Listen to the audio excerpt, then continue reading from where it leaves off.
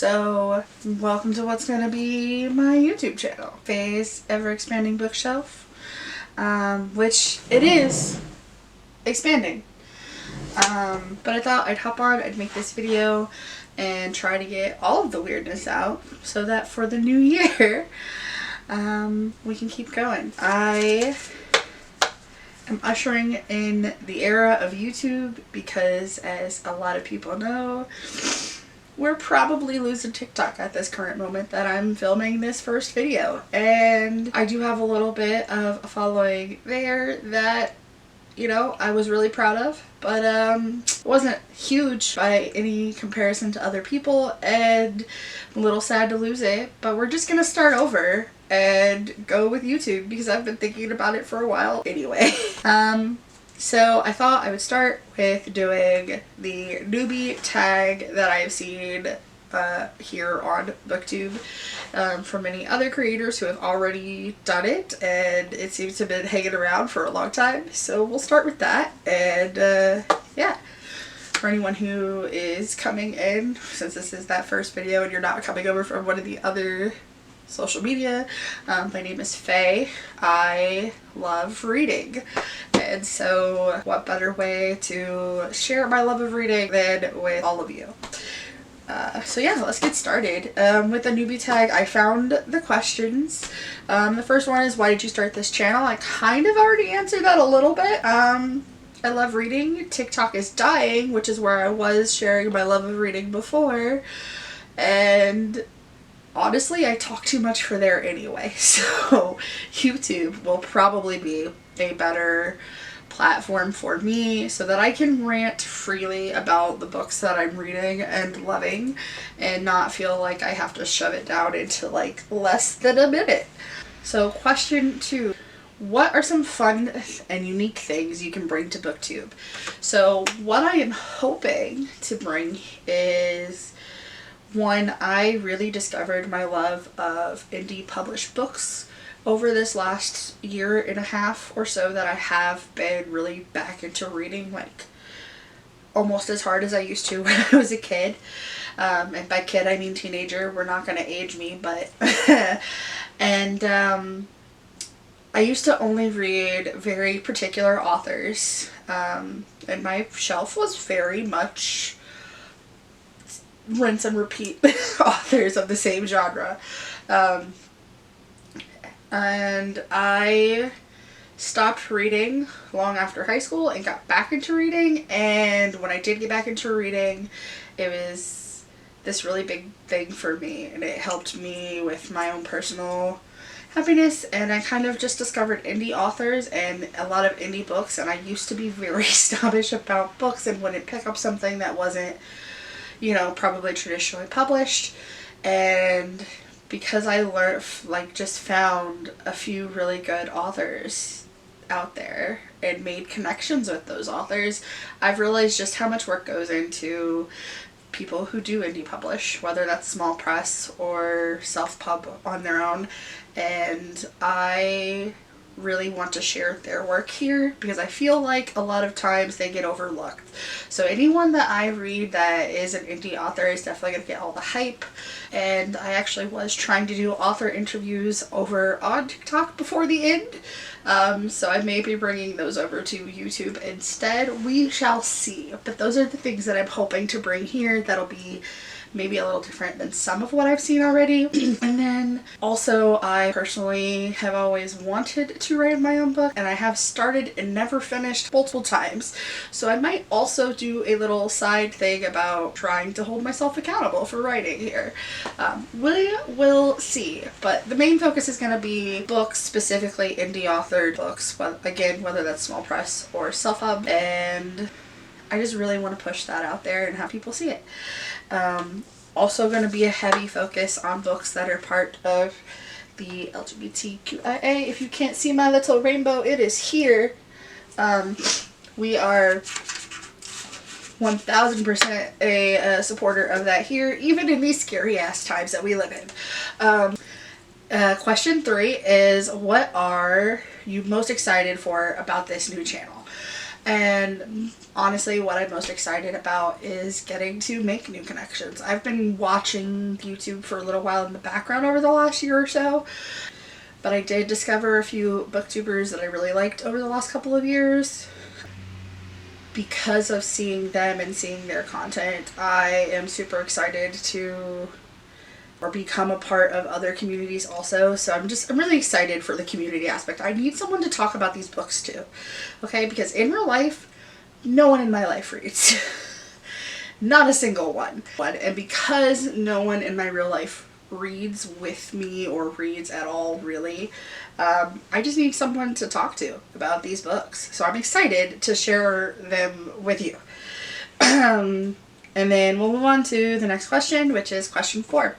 Why do you love reading? So I love reading for so many reasons. The most obvious one is it has always been that little bit of escape from the real life. I think that's what a lot of people use reading for in the beginning stages for sure, especially people who do maybe have not great environments when they're younger. I definitely turned to reading because I felt like the outcast kid who just didn't have any friends, and that wasn't necessarily true, but feeling that way leads you to hobbies that are kind of more solo, and reading was that. And reading brings you into these worlds where that character, the underdog character, is the one who saves the day a lot of times. So it started off with that, and then as I've gotten older and fallen in love with reading all over again, the thing that I really love about it is that it lets me see the world. I personally did some traveling when I was younger because of my circumstances when I was a kid, and I got to see places within the United States, at least travel-wise. But I've never really, with the exception of like 2 places, and again, those are all tied to growing up, and so I was really young, and it doesn't really resonate in my memory. But as an adult, life is hard. And traveling is a thing that not everyone can do. And reading lets you see different parts of the world. It lets you explore without exploring. It's a way to learn about other cultures. It's a way to connect with people that are like you. Even if these are fictional people, they still go through things that you go through. And some of them go through things that you could never imagine. And being able to like empathize and connect with the different aspects in reading is something that I enjoy. I wish I could say that I was a nonfiction person and I just like reading about different places that way, but nonfiction is really just not my jam. Maybe once in a while, if it's like a particular subject, I might pick it up, but it's not my thing. But just loving reading for the small bits and pieces that we get to see of like that human experience. I think that's really what I enjoy. So question 5, what book or series got you into reading? Well, so I have always been a reader, even when I was really little. So obviously one of the big things from when I was a kid were like Goosebump books and American Girl books, I want to say, are some of the ones I read when I was really little. I used to read like the Babysitter's Club books that my mom had given me as hand-me-downs. Obviously the series which shall not be named is on that list from when I was younger. But like I've just always been a reader, so like I can't really pinpoint one series. I can, however, pinpoint the book that rekindled my love of reading, which is actually, I will not be showing that particular book because of the publisher. I know technically it's over, but I'm not going to share it anyway. I don't think they have satisfactory done with the deed. But it was a book that centered queer characters, and also, we'll go mid-size, not really plus size, but it was a book that centered characters that were queer, and it was a sapphic relationship, and it really made me excited to see that in a book, and then just be on the shelf. Because like, I remember when I was a kid, there weren't necessarily books that were just on shelves that centered those types of relationships. And so reading that as an adult, now that I have come into my own identity a little bit more, I just really enjoyed that, and it just rekindled my love of reading. As far as series that have recently really got me back on reading though, so that was the first book.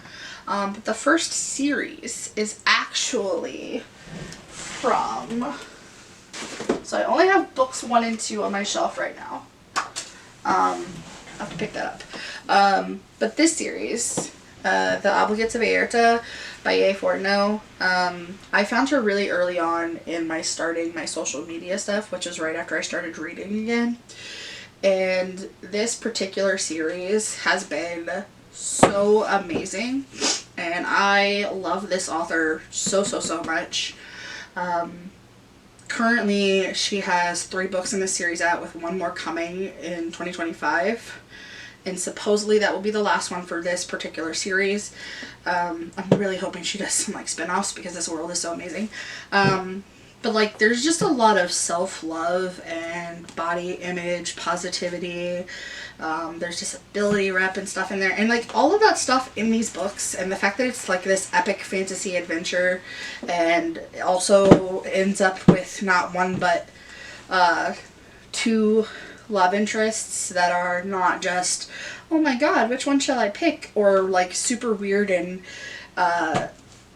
that why choose in a way that's not great, but it kind of ends up being like Holly vibes, and I really enjoy that because it kind of represents things in my own life. And then also the fact that all of the women in these books, all of the female characters, are so very supportive of other female characters within this book, and I love that. I love it so much.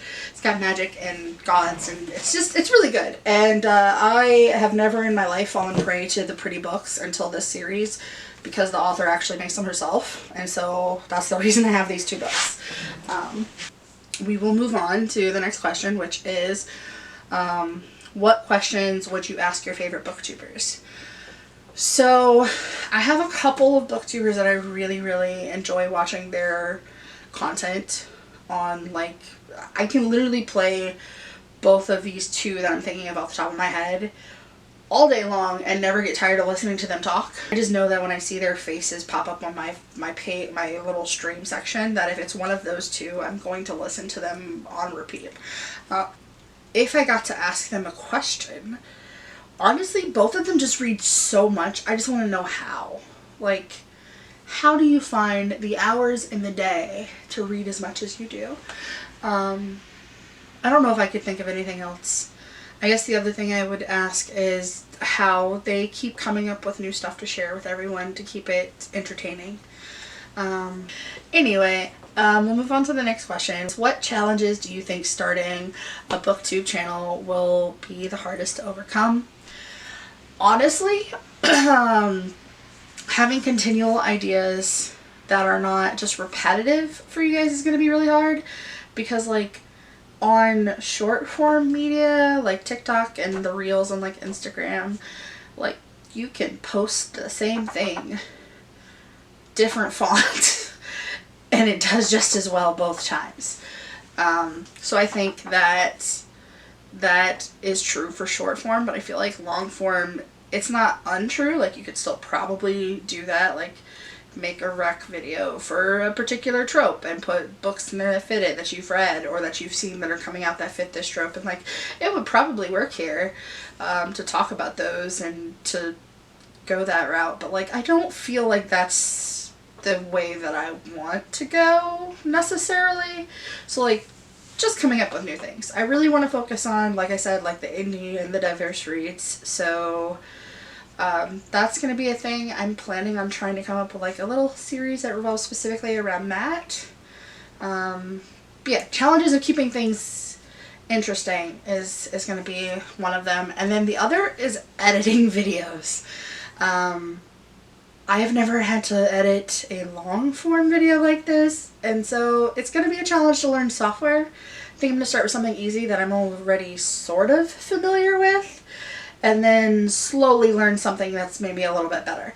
But we'll start with the easy one and hope it's good enough. By the time this video gets edited and put up, we'll know. So question seems kind of redundant. Honestly, it's when did you start reading? And I feel like there's some overlap with some of these other questions. But I started reading, like I said, I've always been a reader, but I did fall out of love with reading after like the high school college area of my life. And I feel like a lot of that has to do with we're just forced to read so many books while we're in college that are not necessarily books that you want to read, and you just don't have time when you like transition from being a teenager or a child who your only thing that you have to do every day in life is get up, go to school, and come home, and versus being an adult where you've got to go to work, you've got to take care of your house, you've got to make sure that you're taking care of yourself, you've got appointments to make and errands to run, and don't forget that friend, you got to spend time with them because adult relationships, they are so fragile. Also, if you have a partner or partners, like, you've got to make time for them. So like finding time to read is harder as an adult, and so I fell out of love with reading for a little while, and then I found it again, and now I think maybe like I said, like a year and a half, 2 years ago, I fell back into reading, and since I started, that is what I do with my free time. If I'm not doing something with social media or planning a D&D session for my group that plays D&D once a month, or spending time with my girlfriend or any of our friends or family, like if I'm not doing those things, I am reading a book. And if I'm not reading a book, it's because I've probably burnt myself out and it's time for a TV binge of some show for like a week straight before I hop back on to reading again. Anyway, it was a long-winded way to say when did I start reading. The short answer is as a child. The long answer is it's a complicated relationship just like everything else. Question number 9 is where do you read? So where do I read? Literally everywhere. One of my favorite ways to read recently has been I kind of cheat, and I found out that there was an assistive reader function on Kindle. And so if I need to do chores and I don't have an audiobook of a book that I want to read, I will put that assistive reader on and I will listen to the really horrible Siri voice read me this book while I do my chores around the house. Other than that, I generally just kind of curl up in my bed and read, because where we live now, there is not a dedicated reading area for me that I could just curl up and read a book. And it's winter, so there's snow outside, so the porch is just a no. Where do I read? Literally almost anywhere, but my favorite is to curl up in my bed. This is where I forgot to get some film somehow. For the last question, it was what kind of books do you like to read? Favorite genres to read are going to be anything that is fantasy, science fiction. I feel like paranormal romance still falls under that fantasy sci-fi genre, but it gets grouped off as its own smaller thing. And then every once in a while a like literary fiction or a nonfiction book will find its way onto my shelf.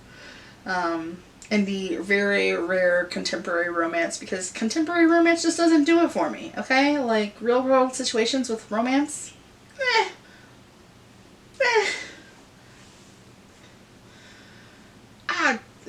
there's too much in the media. It's not really my favorite. Will I read it? Yes. Is it my first pick? No. So yeah, mostly a heavy focus on fantasy and sci-fi. Yeah, those are my go-to types of reads. I am trying to branch out some, but if it's fantasy or sci-fi, I'm gonna read it. So yeah, so those are the types of books that I read, and that is all the questions for the newbie tag that I found. So hopefully you're still here by this point, and you will be interested in sticking around for some future shenanigans and listening to me yap and just drone on about books, because that's the plan. And if you do like my personality or this video, please do the thing and subscribe so that you can see future videos from me.